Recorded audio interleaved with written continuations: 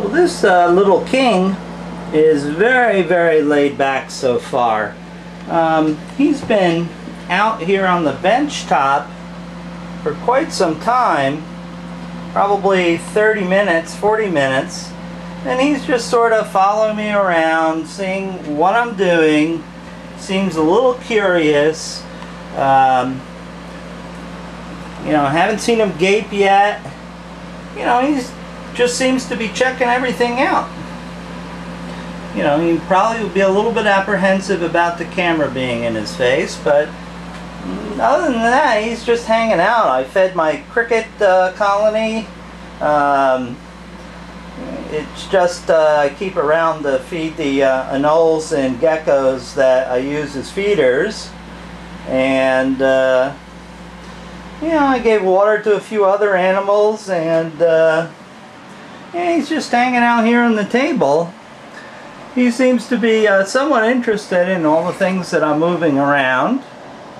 My hand is on the low side, which, you know, puts it at peril because these guys strike downward, but hasn't yet rushed me, charged, done anything. Has been just sort of curious. Of course, I gave him a drink of water. A very different little animal. The real small ones are runny and very snappy. When they get about 6 or 7 feet, they sort of go haywire again. You know, maybe at this age, they're just relatively calm. Now, why aren't we focusing again, huh? You know, guys, I'm going to have to get a new camera eventually. It really annoys me when it doesn't want to focus up close. And normally it does. Yeah, okay, it's not going to bother you. I mean, if I can focus on this stupid cleaning wipes, how come I can't focus on the king? Okay, it looks a little intense there. He's not quite sure what this is, so we'll just back it off. I'm not trying to wind him up or anything. Just hanging out. You're okay, bud? Huh?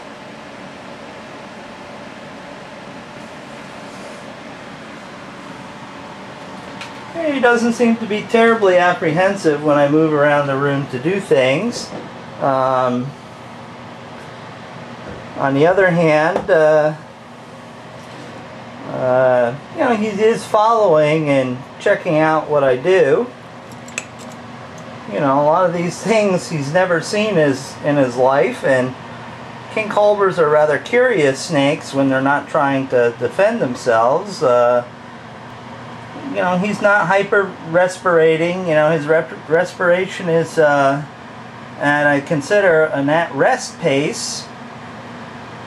Yeah, he's just, you know, watching all these things that I'm doing. I have to move very slowly, though, because moving around too fast would definitely frighten him or her and cause a misunderstanding. Because, you know, what we're doing is we're trying to establish a relationship, and we don't speak the same language, obviously, because it doesn't speak at all, but, you know, it has body language, and I have body language, and those sort of things, you know, definitely animals are keen on. Animals are much more perceptive than humans. I don't know how in the heck we made it this far. Oops. Are you a little upset? You wanna check that out? Huh?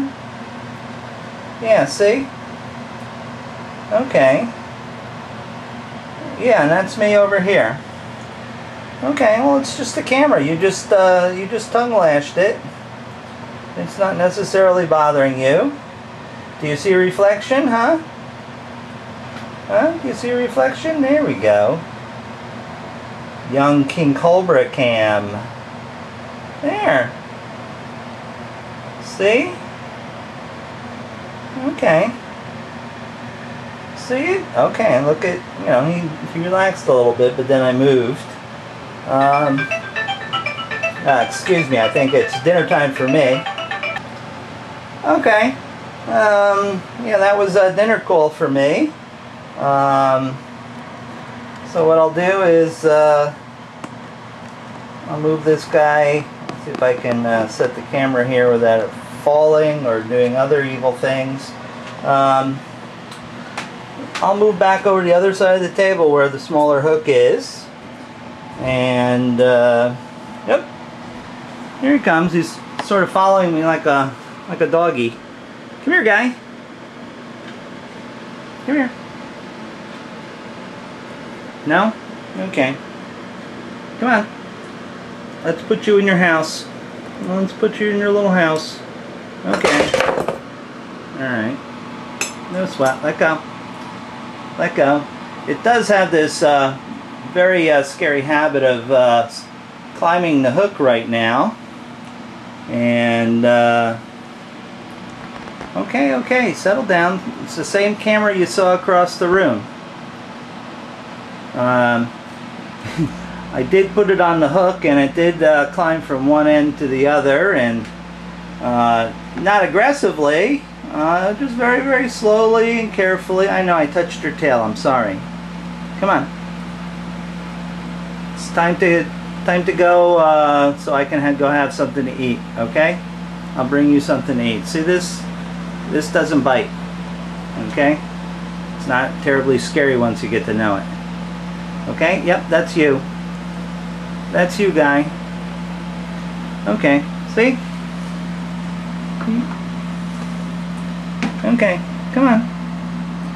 Okay, come on. Move your body down. Go on. Go on. Go ahead. Go ahead. Okay. Watch your head. Watch your head. It's just the camera. It's just the camera. Come on. There we go.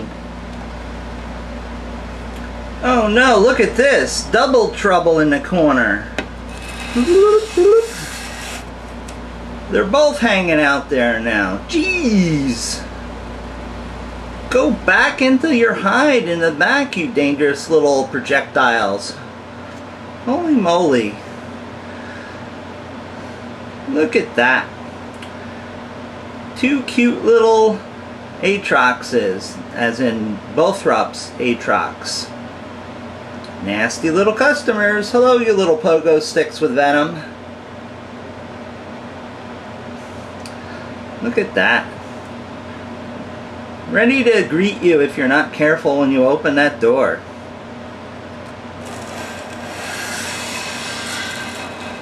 Oh, he's twitchy. He's a twitchy one. This has got to be my favorite Rugosus, Acanthopus rugosus. Because he's a remarkably good feeder.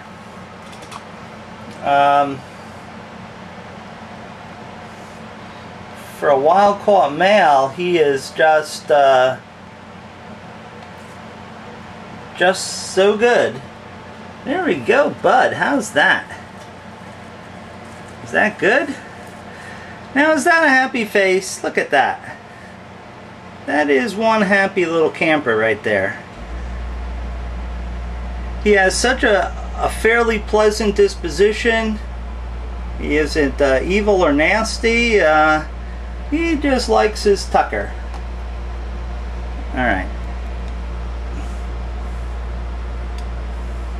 Hey, you can't eat it sideways, you bonehead. Here.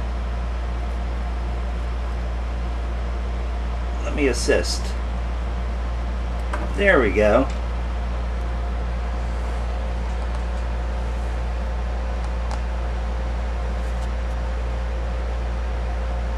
He's such a happy little guy.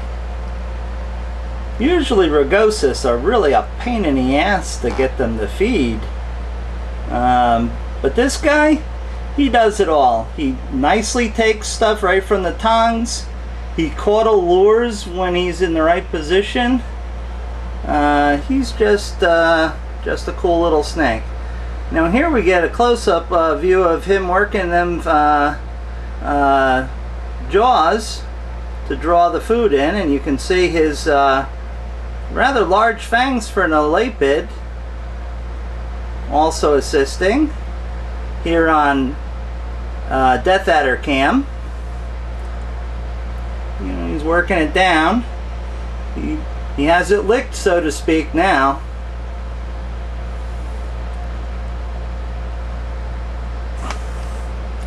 Sorry folks, I am holding the camera by the battery and back. All my little fingers are as far away as I can get them, because as usual these are wild animals, unpredictable, and it's nice to have as much distance between those little pointy things right there and your fingers as possible.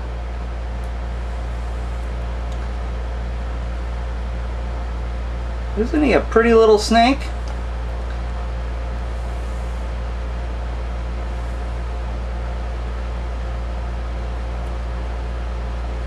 You know, sometimes it's really difficult to get these guys to feed, especially when they're babies. But to get them right out of the wild, taking stuff right from the tongs, boy, that's a new one for me. It sort of makes up for all the pig-headed ones that I get of different species that I end up having to force feed, like Darth Vader.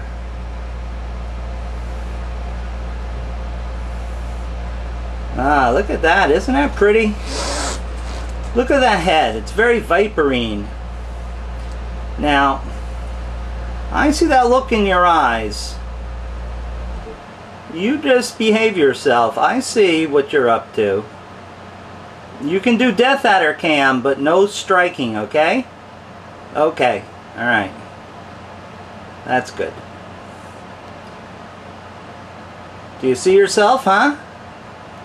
Do you see yourself?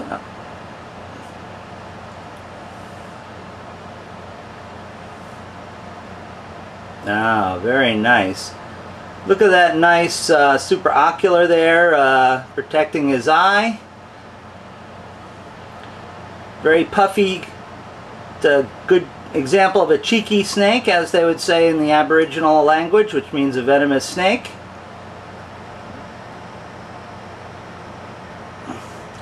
Ah, Death Adder cam. Say hi, bud. Yeah, there. No, around the side. Just look into the lens and be happy with that.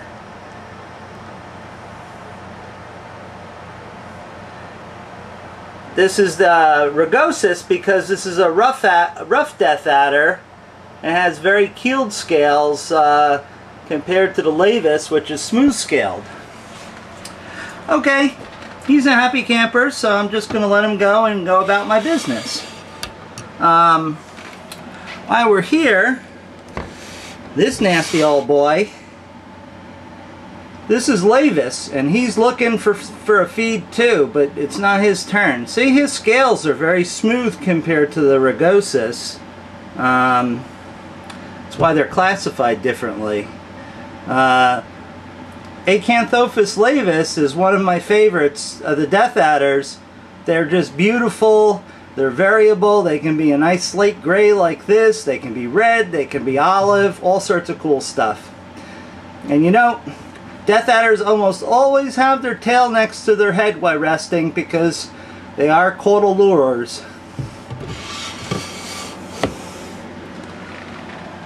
He's vastly disappointed now.